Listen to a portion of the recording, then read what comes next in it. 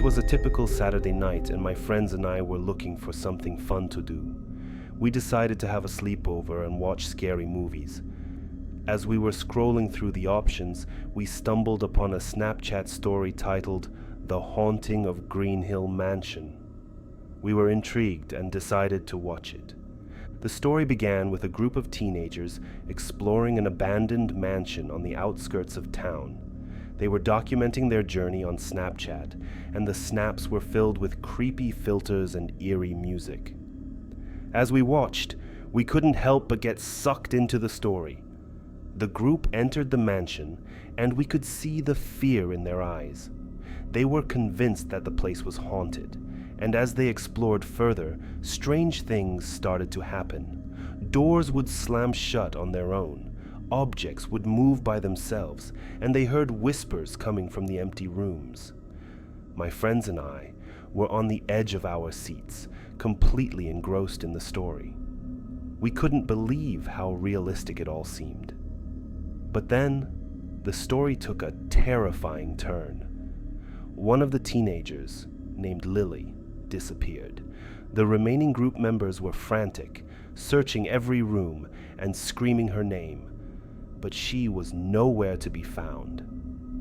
Suddenly, the snaps started to glitch, and we could see a figure lurking in the background of each snap. It was a tall, shadowy figure with glowing red eyes. We were all screaming at this point, completely terrified by what we were seeing. Just when we thought things couldn't get any worse, the phone battery died. We were left in complete darkness and silence, unsure of what to do. But then, my friend's phone lit up with a notification from Snapchat. It was a message from Lily. We were relieved to hear from her, but the message was chilling. "I'm trapped in this mansion. I can't get out. Help me." We were all frozen in fear, unsure of what to do. But then, another notification popped up. It was a snap from Lily, and this time the figure was right behind her. We could see its twisted, contorted face, and we could hear its haunting laughter. It was clear that this was not just a story, it was real. We quickly realized that we needed to save Lily. We grabbed flashlights and made our way to the abandoned mansion.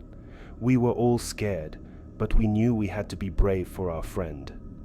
As we entered the mansion, we could feel a sense of dread washing over us. The air was thick and heavy, and we could hear faint whispers coming from the empty rooms. We followed the snaps Lily had been sending us, hoping they would lead us to her. But the snaps stopped. We were now completely lost in the dark, creepy mansion. Suddenly, we heard Lily's voice coming from upstairs.